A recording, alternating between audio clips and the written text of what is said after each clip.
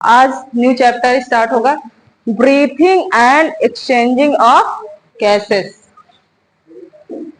कैसे ब्रीथ करते हैं, हर लिविंग ऑर्गेनिज्म ब्रीथिंग करता है ना, चाहे वो प्लांट्स हो चाहे एनिमल के केस में हो। प्लांट्स भी रेस्पायरेशन करते हैं और एनिमल्स भी रेस्पायरेशन करते हैं, और हमारी बॉडी के लिए रेस्पायरेशन बहुत जरूरी है ना। विदाउट रेस्पायरेशन के हम जी सकते हैं? 1 मिनट, 2 4 मतलब 10 मिनट भी नहीं रह सकते। नहीं रह सकते। तो लिविंग सेल्स को ब्रीथिंग की बहुत जरूरत होती है। तो एक टर्म्स है ब्रीथिंग, एक तो रेस्पायरेशन हुआ और एक ब्रीथिंग हुआ, दो टर्म्स आते हैं ना। तो ब्रीथिंग का मतलब क्या होगा?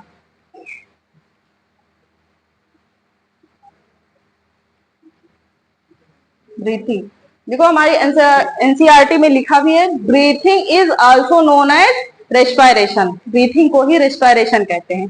तो ब्रीथिंग में होता क्या है? ब्रीथिंग में बस दो सिंपल से प्रोसेस होते हैं, इनहेल करना और एक्सहेल करना। इसमें बस दो ही से मतलब है। बाकी रेस्पायरेशन तो बहुत बड़ा प्रोसेस है, सांस लेना छोड़ना इतने से तो खत्म नहीं है। हमारे सेलुलर रेस्पायरेशन होता है ना, टिश्यूज के अंदर पूरा प्रोसेस होता है। तो इसमें बस इतना ही आएगा, इनहेलेशन, इंस्पायरेशन,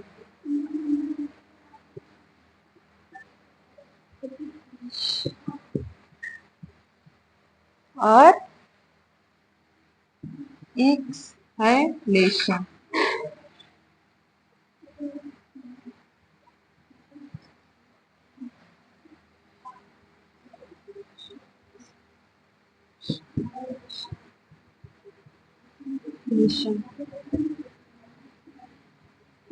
समझ में आया?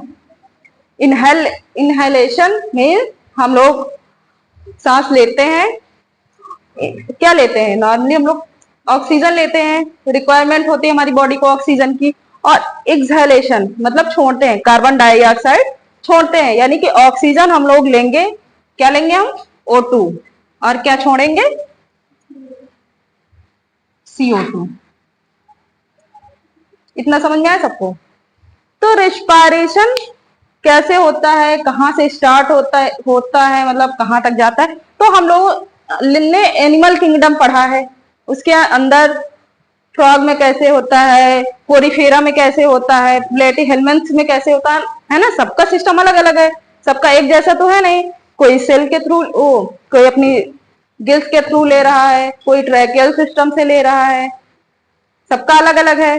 कोई लंग्स के थ्रू, सब में तो लंग्स होता नहीं है। तो इसको हम पूरा फ्लो चार्ट के माध्यम से देखेंगे। अपना नोट कर लो फिर।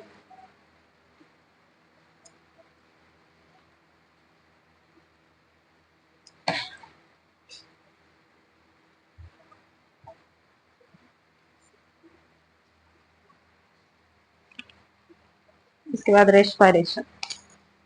अब यही रेस्पायरेशन की बात आती है।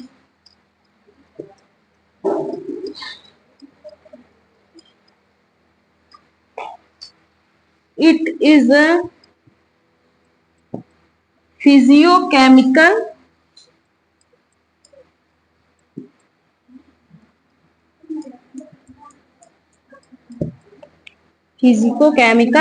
प्रोसेस है ना। ये फिजियोकेमिकल प्रोसेस, हम लोगों ने सांस लिया नॉस्ट्रिल के थ्रू, फेरिंग्स में गया, उसके बाद लंग्स में जाता है। लंग्स में क्या प्रेजेंट होती है? एल्विलाई, एल्विलाई प्रेजेंट होती है। तो वो डायरेक्टली कैपिलरीज, ब्लड के माध्यम से ही ट्रांसपोर्ट होता है ऑक्सीजन। तो वो जो कैपिलरीज होती हैं उनको एक्सचेंज हो जाता है, गैसेस एक्सचेंज होता है। तो कैपिलरीज ले जाके प्रत्येक मतलब जितनी बॉडी में टिश्यूज हैं, सभी सेल्स को जरूरत है ऑक्सीजन की। तो वो क्या करता है? ट्रांसपोर्ट का काम करता है।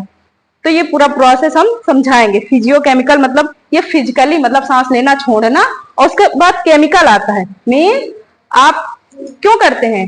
ग्लूकोज का ब्रेकडाउन भी करना रहता है, तभी तो हमको एनर्जी मिलेगी। सांस हमारे लिए क्यों जरूरी है? फूड का ब्रेकडाउन भी करना है, इसीलिए केमिकल प्रोसेस है, उसके चेंजेस किया जाता है केमिकली।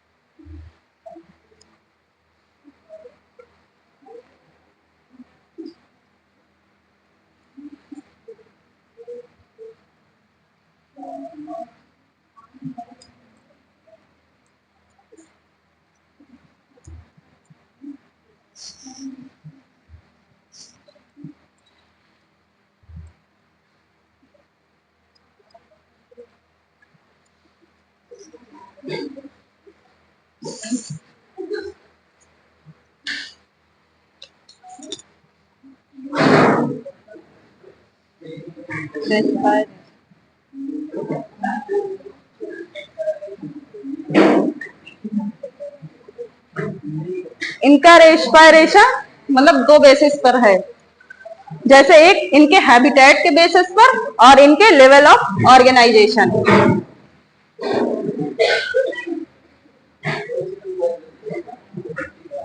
एक तो हम हैबिटेट के बेस पर देखेंगे और लेवल ऑफ ऑर्गेनाइजेशन।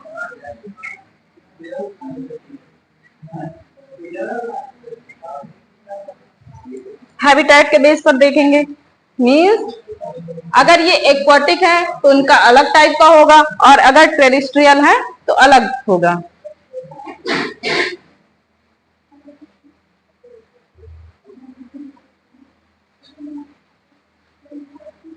अगर वो एक्वाटिक है तो किससे रेस्पिरेशन करेंगे? गिल्स के थ्रू, जैसे फिशेस। और टेरेस्ट्रियल है तो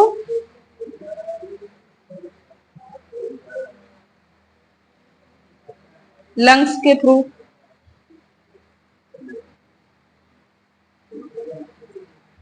इतना समझ में आया? अगर वो एक्वाटिक मीडियम यानी कि पानी में रहते हैं तो वो लंग्स से तो लेंगे नहीं। पानी में कौन रहता है? जैसे फिशेस और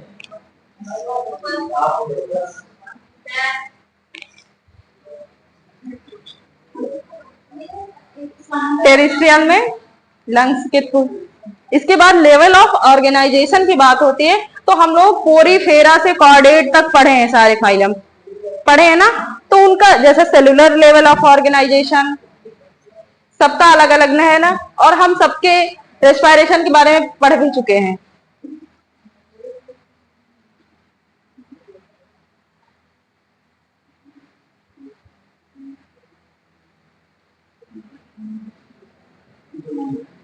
यहीं पर तुम्हारा रिवीजन हो जाएगा।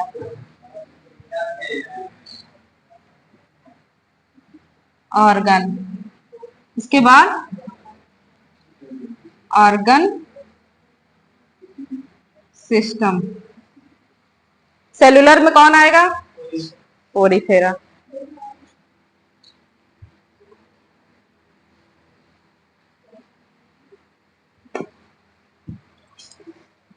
कहाँ गया? किससे पूछे? हाँ बताओ, पोरीफेरा का एक स्पेसिफिक फीचर बताओ जो, और पीछे आप बताओ। मतलब जो अदर किसी में नहीं पाया जाता था। Very good. क्या था? वाटर कैनाल सिस्टम, जिसके थ्रू ही इनका रेस्पिरेशन होता था ना, वाटर के थ्रू। और टिश्यू, किस टिश्यू में कौन आएगा? टिश्यू लेवल का ऑर्गेनाइजेशन प्लेटी हेलमेंट नहीं आएगा? नहीं, सिलेंट्रेटा ना।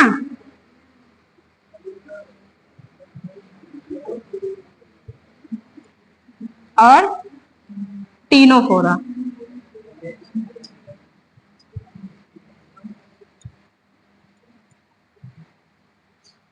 ये दोनों आते हैं, सिलेंट्रेटा और टीनोफोरा। उस टाइम पर भी हमने पढ़ाया था। उसके बाद ऑर्गन सिस्टम, ऑर्गन कहां से स्टार्ट हुआ था? प्लेटी हेलमेंट्स।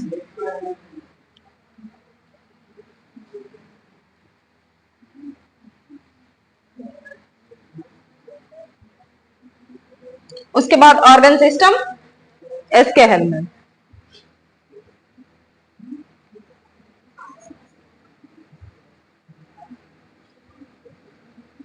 इसमें ऑर्गन सिस्टम स्टार्ट तो हो गया था लेकिन वेल डेवलप नहीं था, बस देखने को फर्स्ट टाइम मिला था। ये क्वेश्चन आपके उसमें पूछा भी जाता है कि ऑर्गन सिस्टम कहां से स्टार्ट हुआ है, aschelminthes first time. Organ level platyhelminth और टिश्यू लेवल सिलेंट्रेटा और टिनोफोरा, और ये तो सेलुलर, इतना याद रखना है ऑर्गन सिस्टम। और फिर ऑर्गन सिस्टम में और कौन आएगा, एनिलिडा, एसके हेलमेंथ के बाद कौन आएगा, एनिलिडा, उसके बाद आर्थ्रोपोडा, उसके बाद मोलस्का,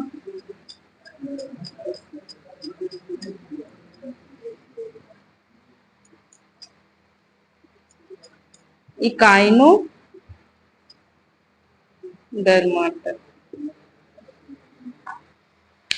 समझ में आया इतना। यहां से एसके हेलमेंथ, एनिलिडा, एनिलिडा में रेस्पिरेशन किसके थ्रू होता है, एनिलिडा में क्या आता है इसके अंदर, एग्जांपल बताओ इसका तो याद आ जाएगा आपको ऑटोमेटिक। एनिलिडा में कौन आता है, अर्थवॉर्म, केचुआ। तो वो किससे सांस लेता है, लंग से, इसके क्यूटिकल रेस्पिरेशन करता है ना, उसके स्किन से रेस्पिरेशन। उसके बाद आर्थ्रोपोडा की आपकी बात, आर्थ्रोपोडा का तो आप लोगों को पता ही होगा, बता। अभी हम कॉकरोच पढ़ा ही चुके हैं। ट्रैकियल सिस्टम पाया जाता है और बुक गिल्स, बुक लंग्स, सब याद रखो। मोलस्का की बात आती है, मोलस्का में मोलस्का में कौन आता है, इसमें दोनों टाइप से होता है, गिल्स के थ्रू, क्योंकि आपने देखा होगा घोंगा पानी में भी रहता है और पानी के किनारे भी रहता है। तो सोच लो अगर, हाँ स्नेल, अगर केवल उसमें गिल्स ही होते तो वो बाहर रह पाता, नहीं रह पाता।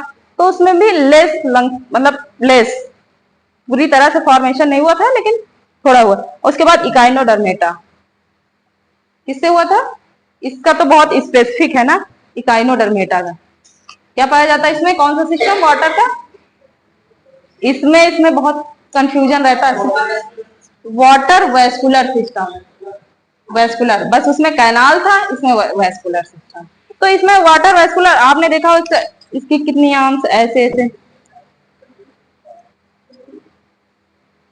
5 आर्म्स होती है ना इसकी। तो आप यहाँ ये इसकी जो हर आर्म्स होती है इसमें ट्यूब फिट प्रेजेंट होते हैं, ऐसे करके कुछ ऐसे स्ट्रक्चर है, बस ये ट्यूब फिट याद रखो बस। तो इसमें किसके थ्रू होते हैं, ट्यूब फिट के थ्रू रेस्पिरेशन होते हैं, इतना नोट कर लो।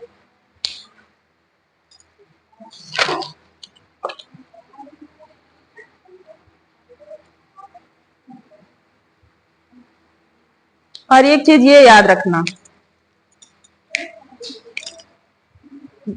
ये जो पोरीफेरा, सिलेंट्रेटा, टिनोफोरा और प्लेटी हेलमेंथ और एसके हेलमेंथी, जहां तक आपका सिंपल डिफ्यूजन के थ्रू ही रेस्पिरेशन होता था, ये क्वेश्चन में पूछा भी गया, यहां तक सिंपल डिफ्यूजन, डिफ्यूजन तो समझ ही रहे हो, क्योंकि इसमें ऑर्गन सिस्टम तो आ गया था लेकिन लेस था, इसलिए सिंपल डिफ्यूजन के थ्रू ही रेस्पिरेशन होता है, ये चीज याद रखने वाली बात है।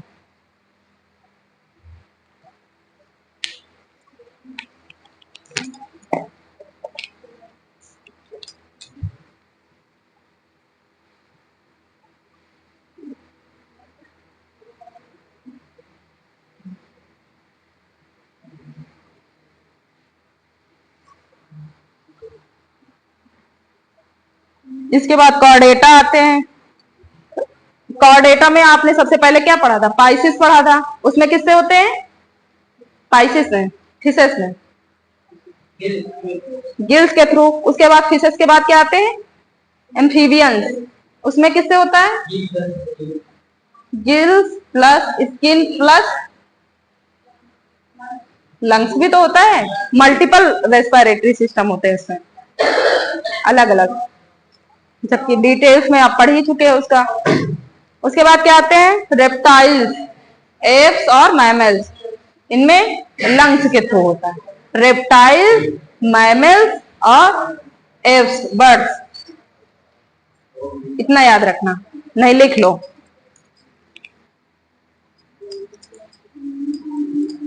और डेटा में आता है Pisces,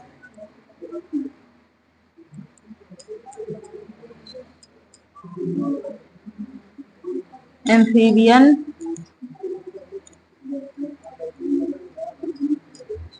reptile, apps, mammals. Pisces में गिल्स के थ्रू होता है और एम्फीबियंस में गिल्स,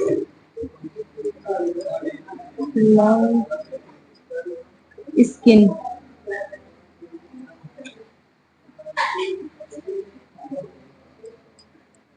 लंग्स, इतना नोट कर लो।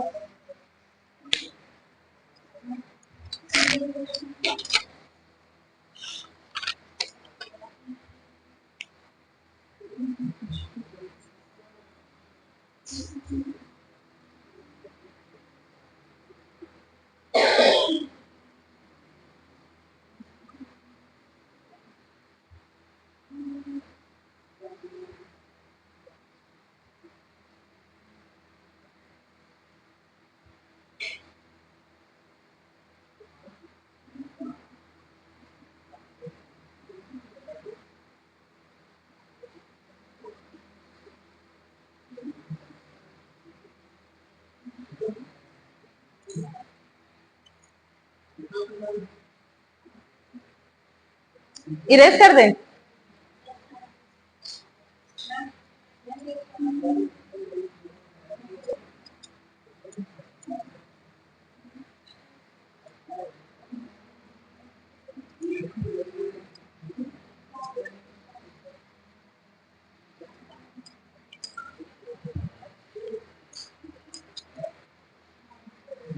पीछे ना देखो तुम।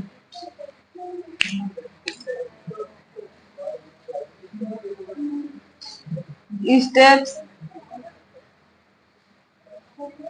Involve in respiration.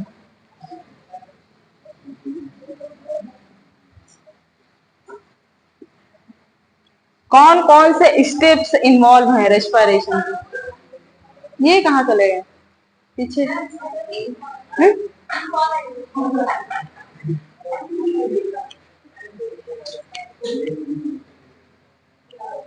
कौन कौन से स्टेप्स हैं? तो सबसे पहला कौन सा स्टेप्स होगा?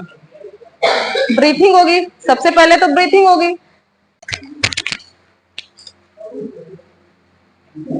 ब्रीथिंग। पहले हमने क्या किया? ब्रीथिंग किया।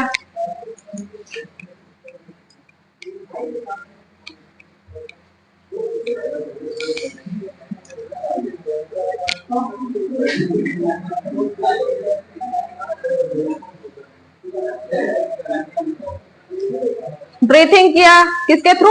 नॉस्ट्रिल के थ्रू। इसमें क्या होता है?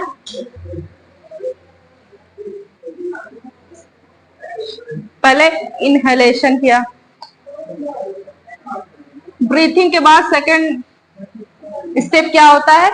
एक्सचेंजेस ऑफ गैसेस इन उसमें एल्विलाई। जब कहा गया? अभी आप लोग देखेंगे ये क्या है? एल्विलाई।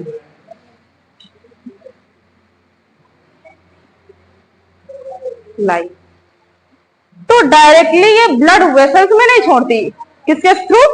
मान लो ये क्या है? कैपिलरी, पतली पतली केशिकाएं, मान लो पतली पतली बना रहे हैं। ये क्या है?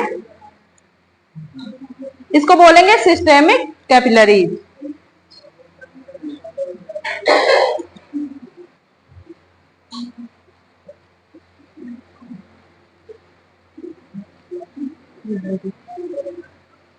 यहां ये ऑक्सीजन लेके आया, तो इससे ऑक्सीजन कहां गया?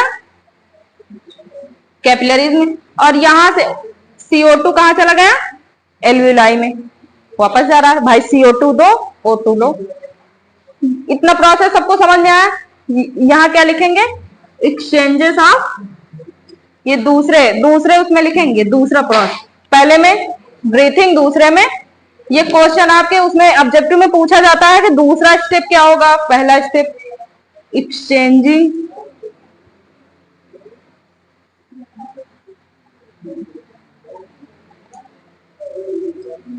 Gases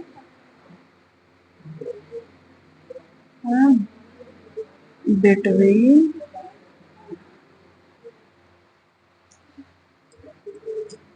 alveoli to capillary. इतना समझ में आया? तीसरे स्टेप में क्या हुआ?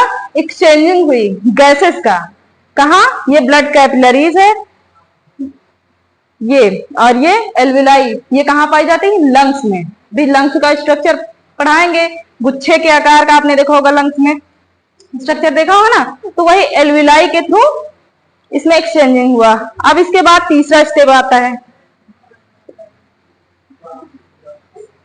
अब इसके बाद ये ब्लड कैपिलरीज ट्रांसपोर्ट करके ले जाएगी, मतलब ब्लड वेसल्स को देगी, फिर ब्लड वेसल्स फिर कैपिलरीज को देगी ना, डायरेक्टली ये कैपिलरीज वहां तक नहीं पहुंच सकती। तो फिर यहां क्या होता है? Transport of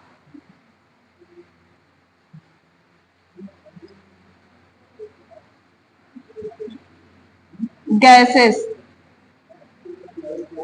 transport of gases. मान लो कि ये आपके ब्लड वेसल्स हैं, ये क्या है? Blood capillaries. यहां से ये ऑक्सीजन लेके आता है, इसने क्या किया? ऑक्सीजन को दिया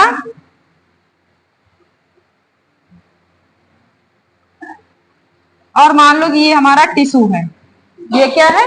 टिश्यू है। टिश्यू को ही तो देगा ये, तो इसने ऑक्सीजन इधर दिया और फिर क्या वापस ले लिया? CO2। ऑक्सीजन इसने दिया और जो यहां से लेके जा रही थी इसने टिश्यूज को ऑक्सीजन दिया और कार्बन डाइऑक्साइड वापस ले लिया। अब ये क्या है?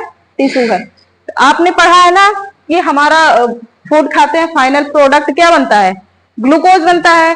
तो हमको एनर्जी चाहिए ना, हम काम कर पाएंगे। जैसे पूछा था किसी ने कि इतना खाना खाने से मतलब कि आदमी का वेट बढ़ता क्यों नहीं है? जैसे आपका वेट मान लो 50 किलो है और आपने 1 किलो खाना खाया, तो आपका वेट क्यों नहीं बढ़ता? 1 किलो बढ़ जाना चाहिए डेली, नहीं बढ़ता। तो उस टाइम पे अगर आप वेट करेंगे तो बढ़ा मिलेगा, लेकिन क्या किया आपने? दिन भर काम किया, एनर्जी बर्न किया, उसके बाद आपका वेस्ट बाहर निकल गया, तो आपका जितना वेट था उतना। और जैसे बहुत लोग होते हैं बैठे बैठे खाया करते हैं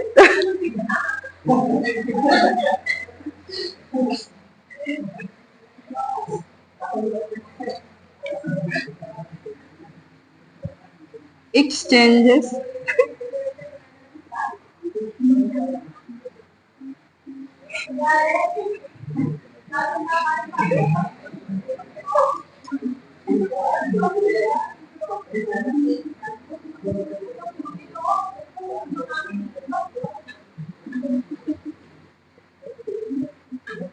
systemic capillaries to टिश्यू। इतना समझ में आया? यहाँ एक्सचेंज हुआ, ये क्या है? तीसरा स्टेप्स में ये हुआ टिश्यूज के अंदर। इसके अंदर क्या होगा? हम लोग जैसे क्या बना था? ग्लूकोज का क्या होगा? C6H12O6 plus oxygen. इसके साथ ऑक्सीजन ने बाइंड किया तो बनेगा क्या? क्या निकल जाएगा? वाटर भी निकलता है,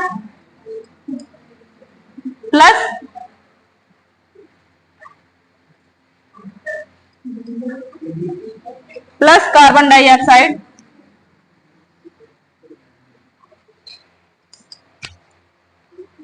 अभी बैलेंसिंग नहीं कर सकते हो ना, बैलेंसिंग।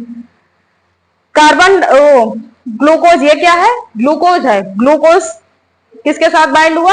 ऑक्सीजन के साथ। क्या बना? एनर्जी। हम लोग काम करते हैं, एनर्जी एटीपी की फॉर्म में मिलती है हमको एनर्जी। वाटर, पानी भी निकल गया वेस्ट के फॉर्म में, और कार्बन डाइऑक्साइड भी वेस्ट के फॉर्म में निकल गया, प्लस हमको एनर्जी मिल गई। इतना समझ में आया सबको? बस यही प्रोसेस है,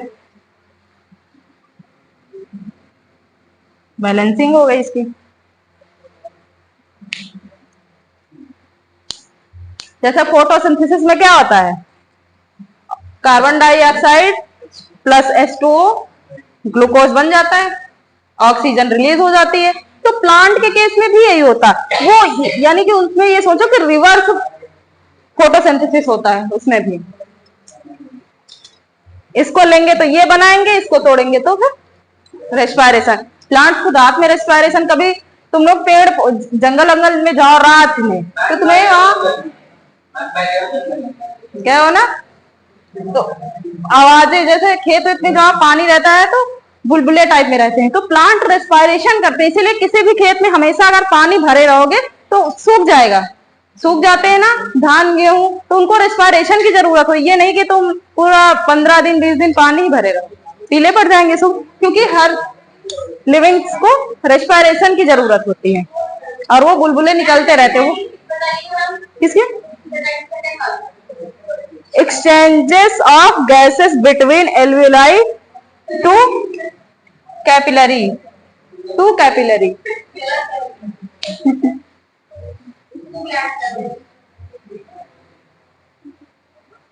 इतना समझ में आया सबको?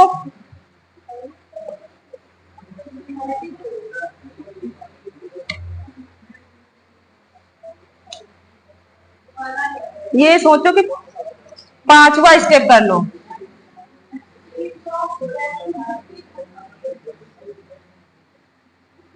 सेलुलर रेस्पिरेशन में आएगा ये। First step, second, third, fourth होगा। नहीं, ये हुआ फोर्थ, ये फिफ्थ होगा। फिफ्थ स्टेप्स हैं इसके। ये फोर्थ होगा जो टिश्यूज के अंदर होता है।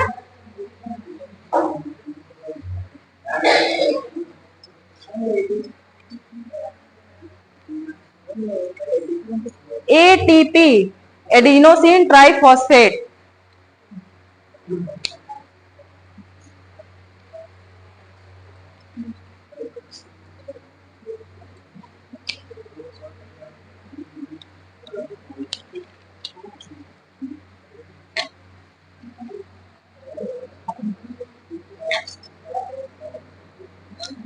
इसके बाद हम लोग क्या देखेंगे? Human respiratory system.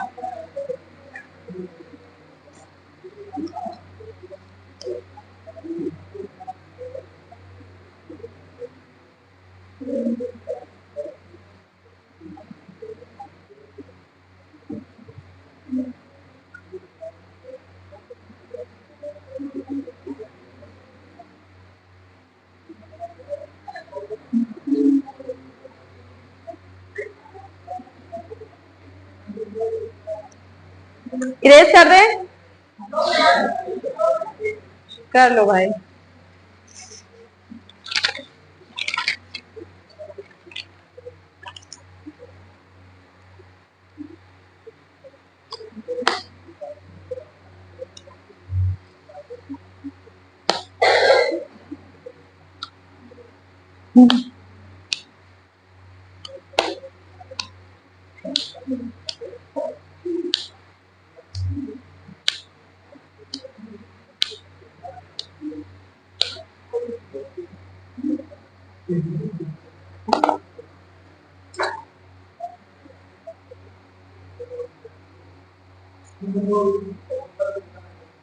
एग्जाम्पल,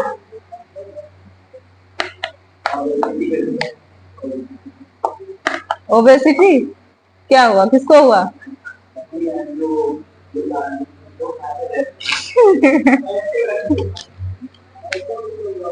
उनको ओबेसिटी हो जाती है ना। तुम भी खाया पिया करो, काम बहुत करते होगे ना तुम, इसीलिए। नहीं ठीक है, बॉडी मेंटेन होना चाहिए, क्योंकि ओबेसिटी हुई तो बीमारियों का घर।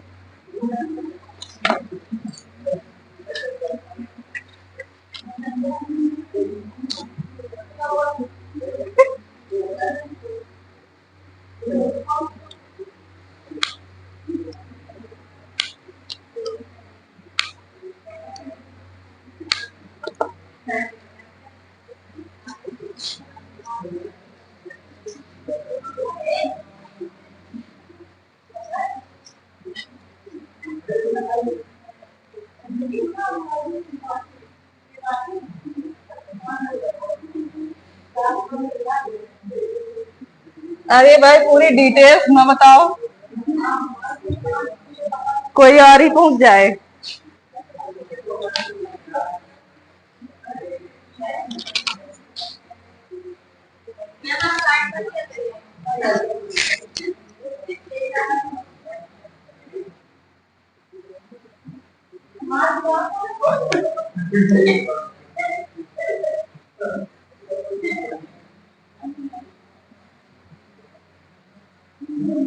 ह्यूमन रेस्पिरेटरी सिस्टम,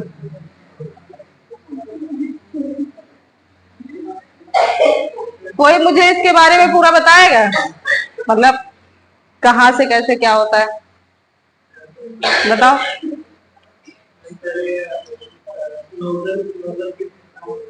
हम्म हम्म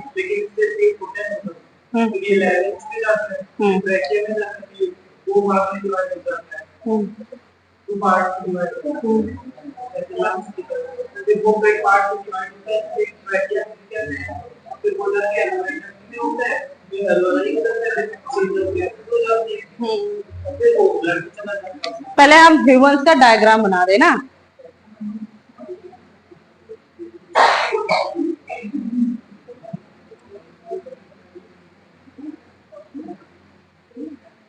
ऐसे बनेगा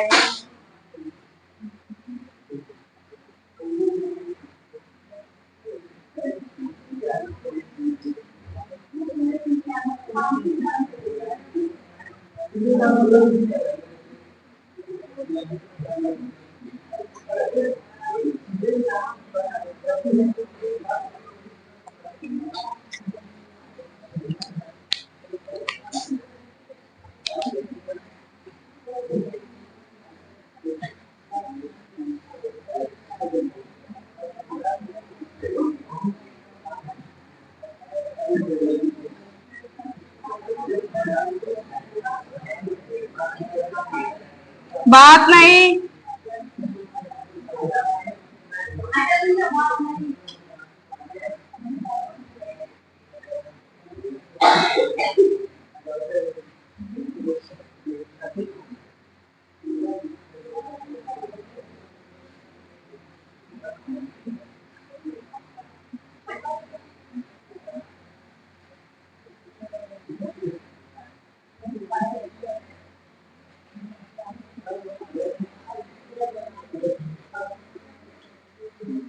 इधर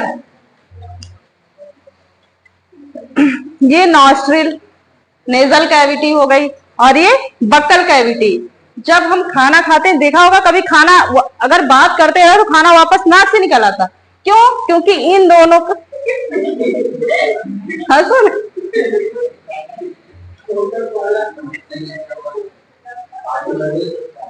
मर भी सकता है ना, क्योंकि अभी आपने कहीं केस सुना होगा कि चना खा रहा था, उसके लंग्स में जा गए, लंग्स में पेड़ सोचो उग गया, लंग्स में बीज उगने लगा, डॉक्टर ने उसका पता लगाया।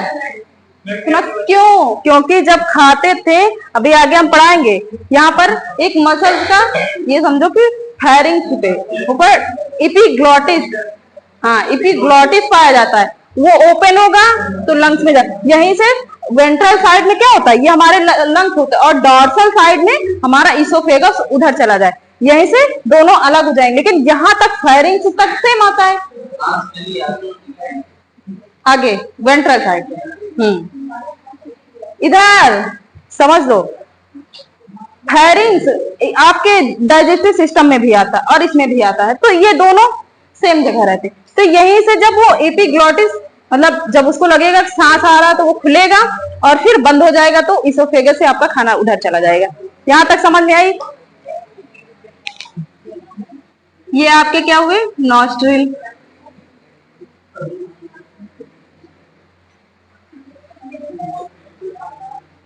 नेजल कैविटी, और ये हुई आपकी बक्कल,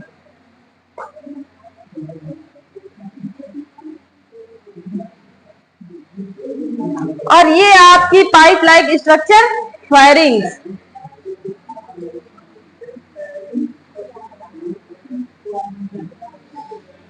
फायरिंग समझ में आया? उसके बाद जहां से आप लोग बोल पाते हो, कहां से बोल पाते हो, यहाँ लैरिंग्स।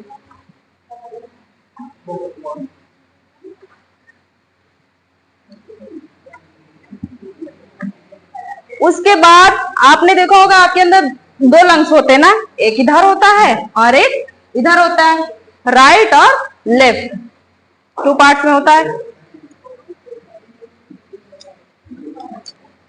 इसके बाद ये फिर टू पार्ट्स में डिवाइड हो गए।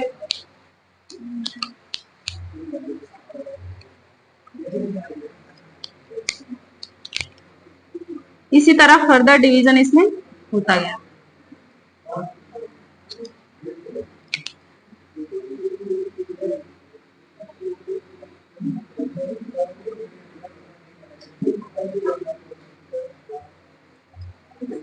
ये क्या हुए आपके, ट्राइकिया,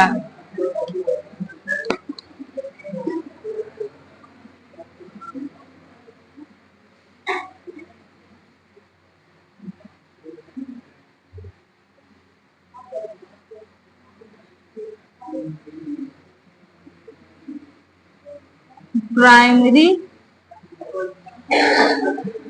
ब्रोंकस, और ये हुआ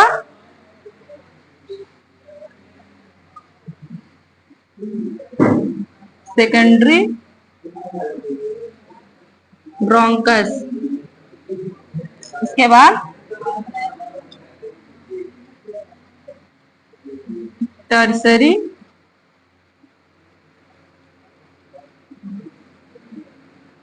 ब्रोंकस। इतना समझ में आया? उसके बाद ये फिर से फर्दर डिवाइड,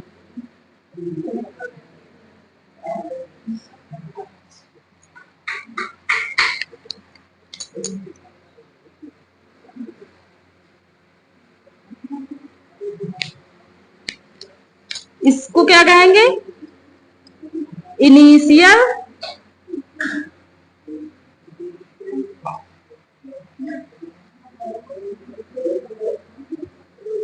ब्रांक्यूल्स,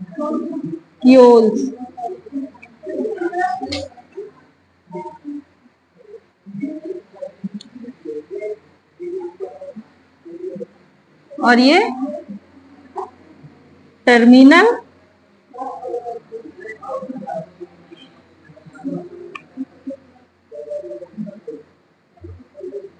ब्रोंक्यूल्स। इतना समझ में आया?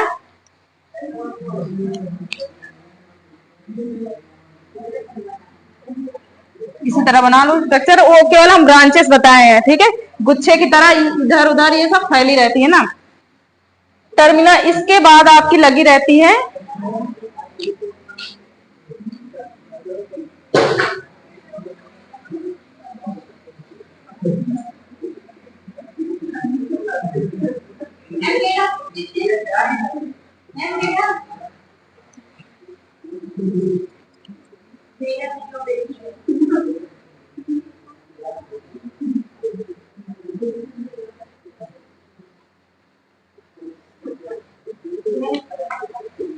इसी तरह का सेम स्ट्रक्चर आपका इधर भी बनेगा। एक तरफ मैंने बना दिया, इधर भी वैसा सेम बनेगा।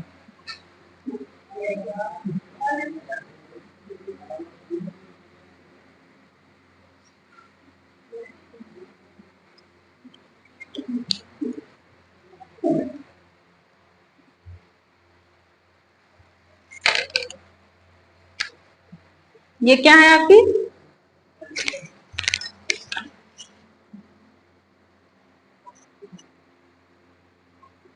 एल्विलाई, और ये जो डक्ट है इसको क्या कहेंगे?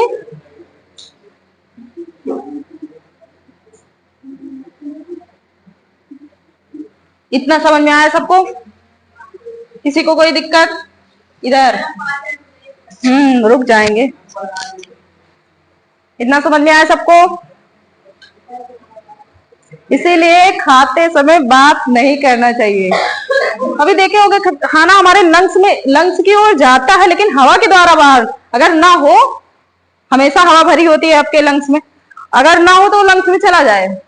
क्यों? जैसे वो बीज उग गया था। क्यों? क्योंकि हमारे लंग्स में कोई डाइजेस्टिव जूस तो है नहीं, उसको पचा पाएगा ही नहीं। उसका एनवायरमेंट मिलता गया, ऑक्सीजन मिलती गई, और वो इन्हीं एल्विलाई में फंस के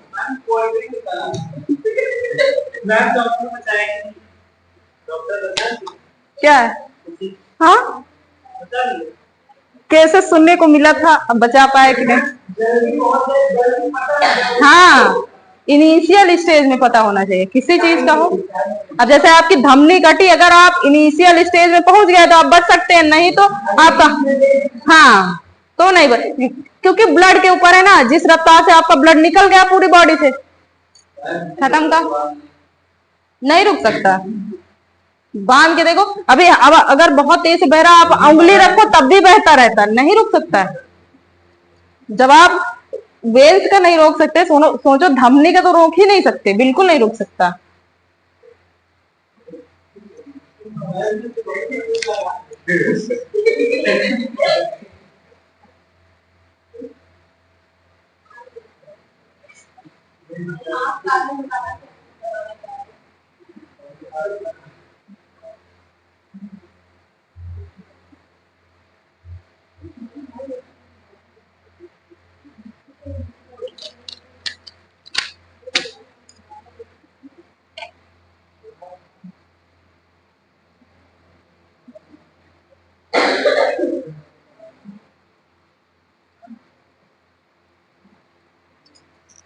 इरेज करें इसको।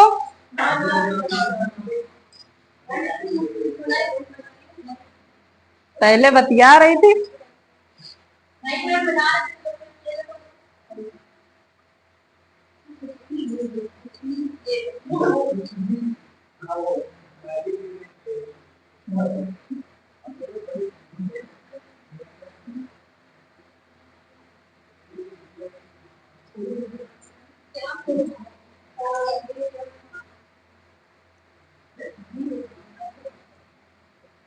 ये समझना कि आपका रेस्पिरेटरी सिस्टम आगे रहता। अगर आपके लंग्स को ऐसे, मतलब जैसे तुम लोग ऐसे धक्का दे देते हो, आपको कुछ नहीं होता। अगर इसको इतनी तेज से कर दिया जाए तो कैसा हो? कौन प्रोटेक्ट करता है आपके हार्ट? वो नहीं पूछ रहे हैं, क्या बोले तो?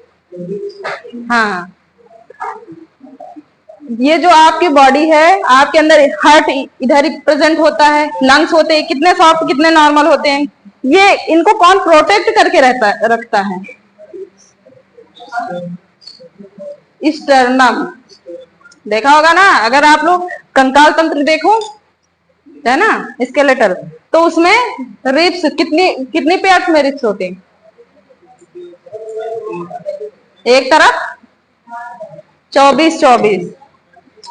24 पसलियां होती दोनों तरफ, और इनके बीच में स्टर्नम प्रेजेंट होता है। वही प्रोटेक्ट करके रखता है। जैसे आपके पीछे क्या होता है, वर्टिब्रल कॉलम होती है जो प्रोटेक्ट करके रखती है पीछे से।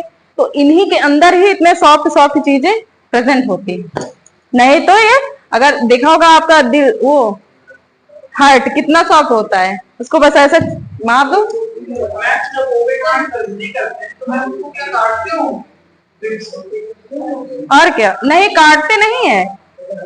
जैसे रिप्स है तो नीचे के थ्रू रिप्स के बीच में भी तो गैप होता है, तो काट दे, कटिंग।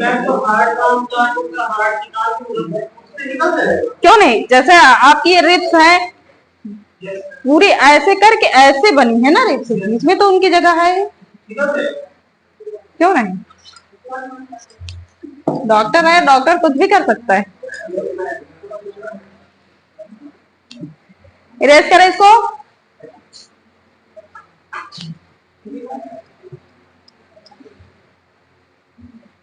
रुको, इसको इरेज कर दे बस।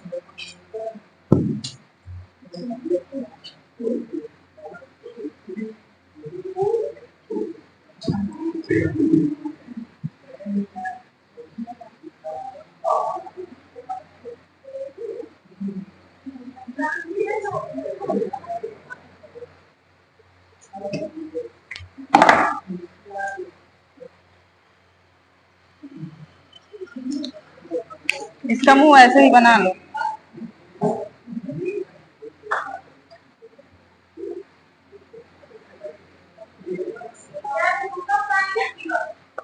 नहीं, उसी का पूरा बना रहे हैं। अब वो भी तो देखोगी, लंग्स, ये तो हमने लंग्स के इंटरनल स्ट्रक्चर को बताया है, किसकी कवरिंग रहती है, उसकी कवर प्रोटेक्ट भी तो रहेगा।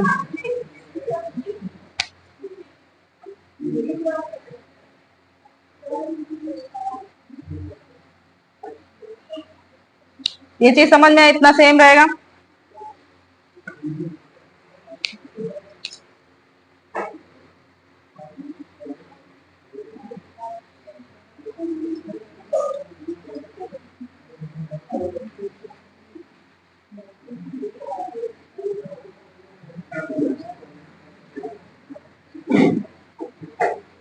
आपने सुना होगा कि आपका जो हार्ट होता है वो लेफ्ट साइड में, लेफ्ट साइड की ओर झुका हुआ होता है, तो इसीलिए ये जो लेफ्ट साइड की आपकी लंग्स का पार्ट है, लेफ्ट लंग, इसमें क्या होता है, एक नोच होता है, मतलब एक गड्ढा टाइप का। इसे क्या कहते हैं, कार्डियक नोच। ये क्वेश्चन में पूछा भी जाता है कि किस पार्ट में, ये राइट हो गया, ये लेफ्ट हो गया, तो आपके लेफ्ट साइड में ये क्या हुआ आपका, जैसे आपका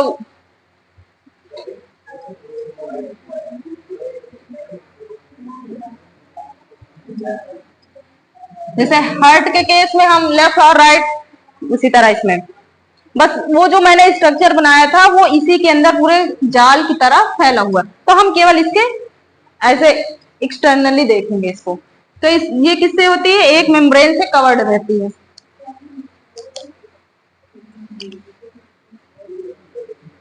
ये डबल मेम्ब्रेन से कवर्ड रहती है, एक अंदर की हो गई, एक ये बाहर की। इसकी मेम्ब्रेन को क्या कहते हैं, मेम्ब्रेन को इसकी क्या कहते हैं,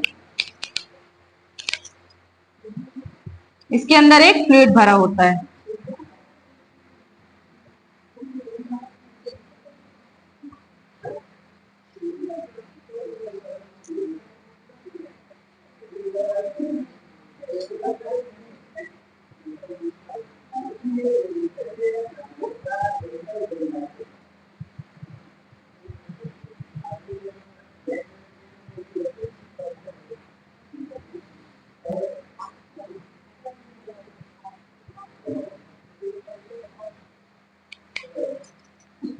इसकी मेम्ब्रेन को क्या कहते हैं,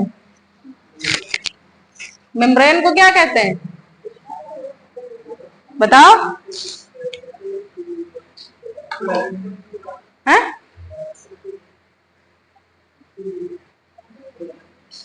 प्लूरा। मेम्ब्रेन के बारे में पूछा भी गया है, आपकी लंग्स किस मेम्ब्रेन से कवर्ड रहती है, इंपॉर्टेंट है आपके एग्जाम के पॉइंट ऑफ व्यू। इसकी मेम्ब्रेन को प्लूरा कहते हैं, लेकिन इसमें भी दो मेम्ब्रेन होती है, एक इंटरनल और एक एक्सटर्नल। तो ये जो एक्सटर्नल होगी इसे क्या कहेंगे, पेरिफेरल प्लूरा, जो कि पेरिफेरी पे प्रेजेंट है। समझ में आई इतनी बात। और ये जो अंदर की होगी इसे क्या कहेंगे, इंटरनल या विसरल।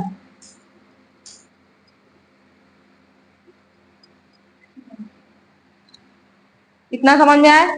और इसके अंदर एक फ्लूइड भरा रहता है जो फ्रिक्शन का काम करता है। इसको क्या कहेंगे? प्लूरल।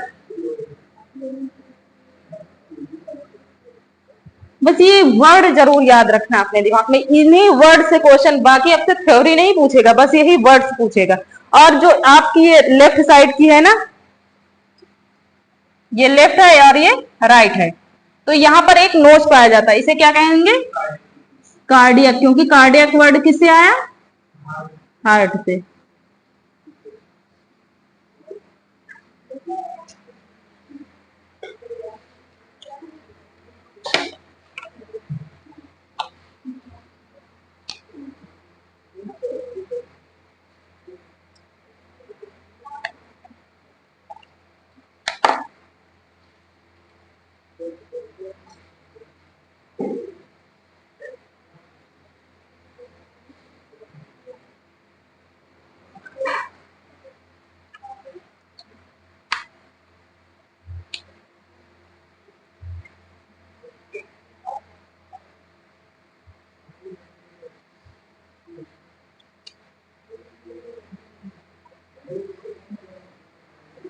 और एक चीज इसमें ये समझने वाली है, यहां तक आया आपका ट्रैकिया, इसके बाद ब्रोंकस आया था ना, प्राइमरी सेकेंडरी। तो ये कहां से स्टार्ट हुआ? आपने देखा होगा, जब आपकी बैक साइड में देखा जाए तो ऊपर क्या रहते हैं? सर्वाइकल वर्टिब्रे, और उसके बाद थोरैसिक वर्टिब्रे। उसके बाद जैसे पीछे से देखा जाए इसके गले में पीछे से, तो ये सर्वाइकल वर्टिब्रे, ये क्या होती है? Cervical vertebrae. और इनके बाद जब थोरैसिक रीजन में थोरैसिक वर्टिब्रे, तो थोरैसिक वर्टिब्रे के 5वें नंबर से, मतलब मान लो पीछे के साइड ये ऐसे ऐसे स्ट्रक्चर रहते नहीं है, कभी देखा होगा, तो उसके 5वें नंबर से ही फर्स्ट ब्रोंकस मतलब ब्रांचिंग में डिवाइड होना शुरू हो जाएगा। ये क्वेश्चन में पूछा गया है। फिफ्थ वर्टिब्रे, पीछे की फिफ्थ वर्टिब्रे से ही आपका ये first bronchus, primary bronchus start हो गया। स्टार पॉइंट बना के लिख लो।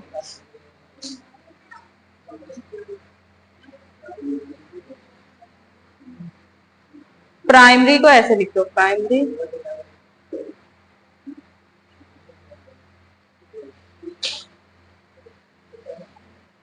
Started fifth thoracic vertebrae. इतना समझ में? इतना स्टार पॉइंट बना के लिख लो। कहां से स्टार्ट होता है? Fifth thoracic vertebrae. और इनके नीचे डायफ्राम होता है। क्या होता है?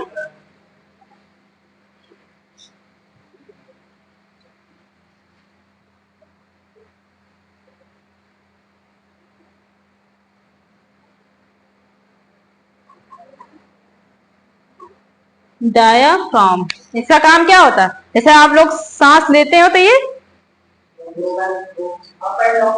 हाँ काम करता है, ये मसल्स होती है डायफ्राम मसल। इसका बहुत रोल है किसमें? रेस्पिरेशन में।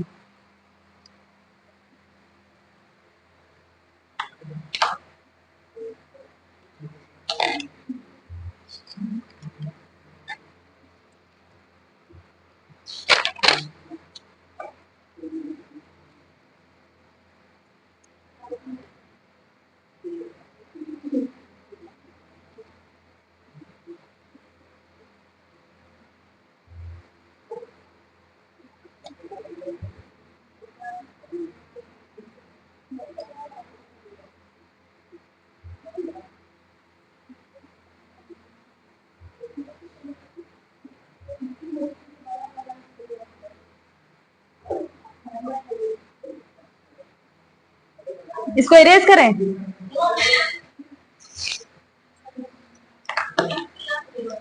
हैं? तुम अपने बुक लाओ, देखो तो क्या क्या।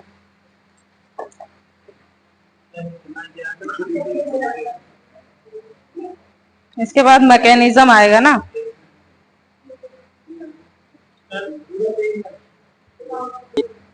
हमारा पता नहीं कहाँ से गिर गया। कौन है वो, कहाँ रखा नहीं?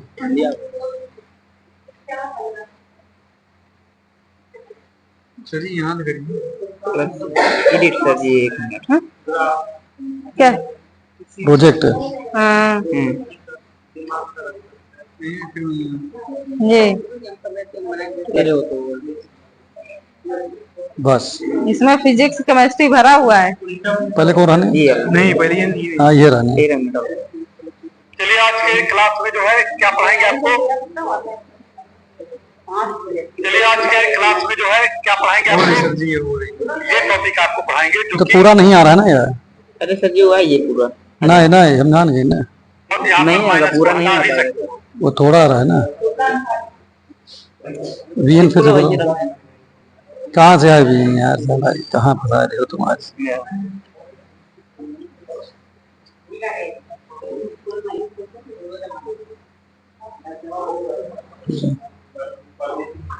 एक 13 मिनट। अब जी पहले 1 मिनट पूरा कर लेना,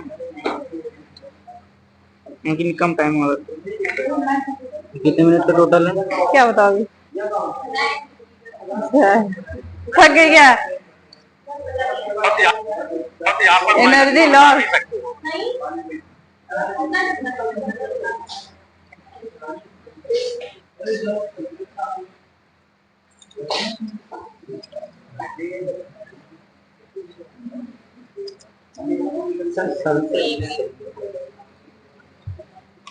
प्रोजेक्ट यहाँ जाते हैं हम लोग। आज क्या तरीका है? आप एडिट कर रहे थे भाई। एक रोज कौन वाला से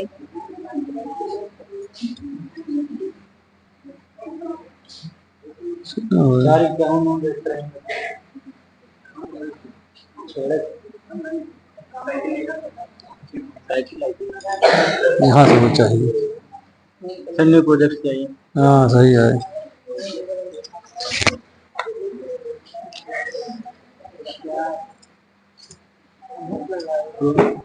एक जोन होता है वीडियो कंडक्टिंग जोन और अब हवा। हाँ ये दोनों जुड़ गए। नेक्स्ट पूरा इसमें पूरा कवर। चलिए आज के क्लास में जो है क्या पढ़ाएंगे आपको? अभी कहाँ से जाइए आगे? टॉपिक आपको पढ़ाएंगे जो कि कंडक्टिंग जोन में आपका नॉस्ट्रिल से ब्रोंकस तक, कहाँ जब तक जाएगा? ब्रोंकस तक। रेस्पिरेटरी मतलब मेन तो उसका टिश्यूज के अंदर होता है, एल्वेलाई और टिश्यूज के बीच में। अभी नहीं 95 के अंदर लिख लो।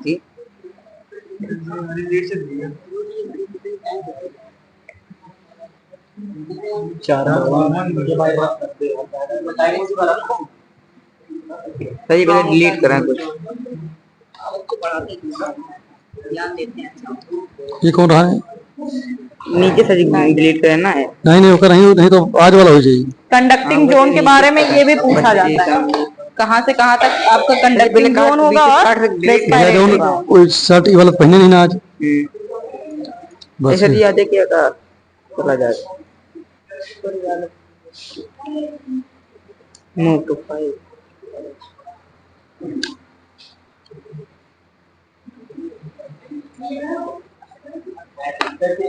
अब कम तो हो ही गए। का लोड हुई है 1 मिनट देखने गए थे। अरे लोड इतनी आप जल्दी थोड़ा सा पूछ ले आज की क्लास का, टाइम ना बर्बाद करो, है ना? जिससे पूछेंगे वही आंसर करेगा, ठीक है? क्या सजी ढेर को देख के देने लगा। ये बताओ जो आपका कार्डियक तो नोट है, कार्डियक नोट 13 मिनट है, तो है। वो लेफ्ट पे पाया जाता है या फिर राइट में? कहाँ है रेवे? और बताओ गैलरी किस वर्टिब्रे से, मतलब कहाँ से हाँ, यार, फर्स्ट बच्चा है। ब्रोंकस स्टार्ट होता है? एक मीटर की देख लेना। चले थोरैसिक वर्टिब्रे, ये लास्ट फिर थोरैसिक वर्टिब्रे। 2 सेकंड। ये सिंपल डिफ्यूजन किसमें किसमें होता है? सिंपल डिफ्यूजन रेस्पिरेशन ओवरव्यू की बात कर रहे हैं। उसमें हमने बताया था ना, इसमें हाँ नहीं सर, ये पोरीफेरा पोरीफेरा से लेके एसके हेलमेंथ तक, यहाँ तक सिंपल डिफ्यूजन के थ्रू होता है। ऑर्गन सिस्टम कहाँ से शुरू हुआ था? SK helminth. ऑर्गन लेवल पहले बैठे तो बताइए। ऑर्गन लेवल, अरे उसके पीछे प्लेटी हेलमेट में क्या था? ऑर्गन लेवल था ना, सिस्टम तो आया नहीं था। कहाँ से? सिस्टम कहाँ से? मीना हुआ यार, ये तो है सर, हेमा है, बताओ। हेमा हो चाहिए ना सर, परमानेंटली डिलीट और बाकी हाँ हाँ पर क्या? फाइल से अपडेट किए ना, फाइल से किए तो है तो बताया क्या क्या करो। हम सर ज्यादा हो गया, हम आपसे कहे थे सर 20